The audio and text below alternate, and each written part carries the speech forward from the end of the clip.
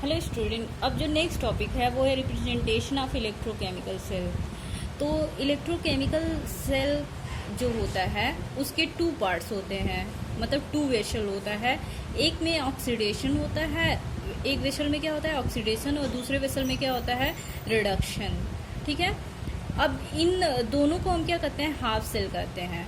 ठीक है, और इनमें जो रिएक्शन होता है उसको हम क्या कहते हैं हाफ सेल रिएक्शन। अगर इस वेसल में रिएक्शन हो रहा है तो उसको हम क्या कहते हैं ऑक्सीडेशन हाफ सेल रिएक्शन, और इस वेसल में जो रिएक्शन होता है उसको कहते हैं रिडक्शन हाफ सेल रिएक्शन। ठीक है, अब यहाँ पे आपको बताना है कि जो ऑक्सीडेशन रिएक्शन होता है इस वेसल में उसको क्या कहते हैं ऑक्सीडेशन रिएक्शन। तो यहाँ पे क्या है मेटल है और इलेक्ट्रोलाइट है। तो मेटल और इलेक्ट्रोलाइट के बीच में जो रिएक्शन है, जो मेटल होता है मतलब ये इलेक्ट्रोड होता है वो इलेक्ट्रॉन को क्या करता है लूज करता है। ठीक है, और जितना इलेक्ट्रॉन लूज करता है उतना उसके ऊपर क्या आता है पॉजिटिव चार्ज आता है, क्योंकि ऑक्सीडेशन रिएक्शन उसी रिएक्शन को कहते हैं जिसमें इलेक्ट्रॉन क्या होता है लूज होता है। तो ये जितना इलेक्ट्रॉन लूज करेगा मेटल M1, मान लो n इलेक्ट्रॉन लूज किया तो इस पर कितना पॉजिटिव चार्ज आएगा n पॉजिटिव चार्ज, इसने n इलेक्ट्रॉन लूज कर दिया। ठीक है, अब इस रिएक्शन को हम क्या कहते हैं ऑक्सीडेशन हाफ सेल रिएक्शन। ठीक है, और इसको रिप्रेजेंट कैसे करते हैं, मतलब इस हाफ सेल का रिप्रेजेंटेशन क्या है M1। ठीक है, M1 किस में चेंज हो रहा है M1N प्लस में। तो ये ऑक्सीडेशन हाफ सेल रिएक्शन का रिप्रेजेंटेशन है। ठीक है, या इसको और भी कैसे रिप्रेजेंट कर सकते हैं M1 सेमीकोलन M1N प्लस, दोनों तरह से रिप्रेजेंट कर सकते हैं। यहाँ पे ये और ये क्या रिप्रेजेंट करता है, ये सिंबल या ये सिंबल, ये जो स्लैश का सिंबल है यहाँ पे वो फेज को रिप्रेजेंट करता है। ठीक है, मतलब सॉलिड से लिक्विड फेज में जा रहा है या लिक्विड से गैस फेज में जा रहा है, ये फेज को रिप्रेजेंट करता है स्लैश। ठीक है, अब देखिए इसी तरह से रिडक्शन में क्या होता है, ऑक्सीडेशन किस पे होता है एनोड पे होता है, और रिडक्शन किस पे होता है कैथोड पे होता है। ठीक है, तो यहाँ पे कैथोड मतलब रिडक्शन वाले कंटेनर में क्या है, रिडक्शन वाले कंटेनर में मेटल M2 है और क्या है इलेक्ट्रोलाइट है। ठीक है, तो यहाँ पे क्या होता है कि ये आपका जो मेटल है वो सोल्यूशन में किस फॉर्म में रहता है M2N प्लस में। ठीक है, मतलब ये अपने आयनिक फॉर्म में रहता है, और ये क्या करता है n इलेक्ट्रॉन जितना इस पे प्लस रहेगा उतना इलेक्ट्रॉन क्या करेगा एक्सेप्ट करके किस में चला जाएगा न्यूट्रल फेज में चला जाएगा, मतलब मेटल में कन्वर्ट हो जाएगा। ठीक है, न्यूट्रल मेटल में M2। ओके, अब ये M2 में कन्वर्ट हो गया, इसको रिप्रेजेंट कैसे करेंगे, इसका रिप्रेजेंटेशन क्या है M2N प्लस किस में चेंज हो रहा है M2 में, तो M2N प्लस स्लैश M2, ये रिडक्शन हाफ सेल रिएक्शन का रिप्रेजेंटेशन है। रिडक्शन हाफ सेल रिएक्शन का रिप्रेजेंटेशन ये है, और ऑक्सीडेशन हाफ सेल रिएक्शन का रिप्रेजेंटेशन ये है। ठीक है, अब इन दोनों को क्या कहते हैं रिडॉक्स कपल। ठीक है, इन दोनों को क्या कहते हैं रिडॉक्स कपल।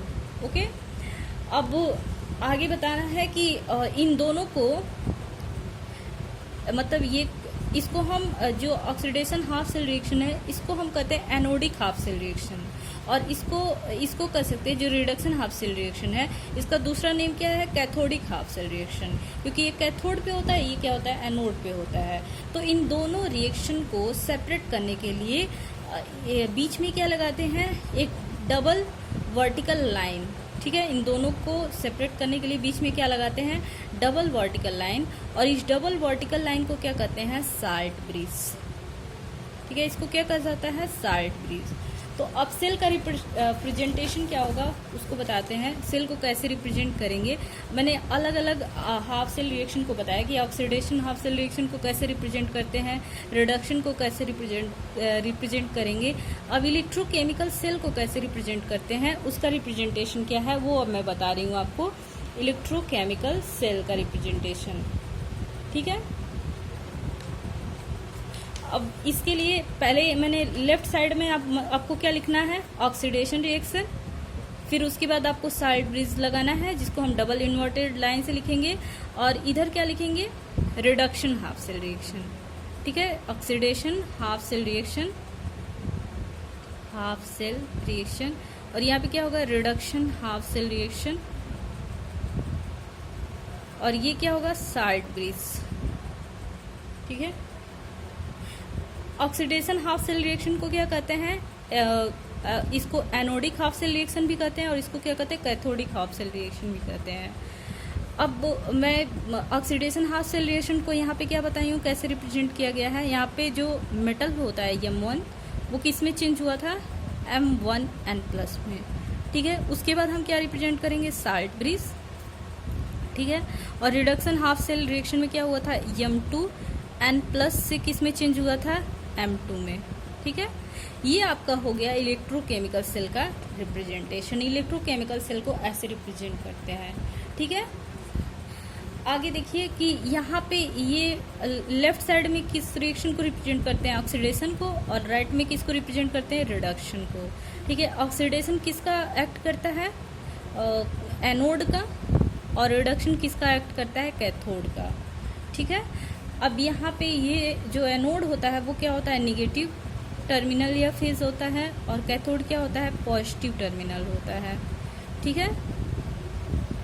इलेक्ट्रॉन का मूवमेंट क्या कहाँ से कहाँ होता है, इलेक्ट्रॉन कहाँ से कहाँ मूव करता है, ऑक्सीडेशन टू रिडक्शन वेसल, मतलब ये यहाँ से एनोड टू कैथोड मूव करता है। इलेक्ट्रॉन कहाँ पे मूव करता है, एनोड टू कैथोड, या ऑक्सीडेशन टू रिडक्शन। ठीक है। मतलब इस वेसल से इस वेसल में मूव करता है। और करंट कहाँ से कहाँ मूव करता है, कैथोड टू एनोड।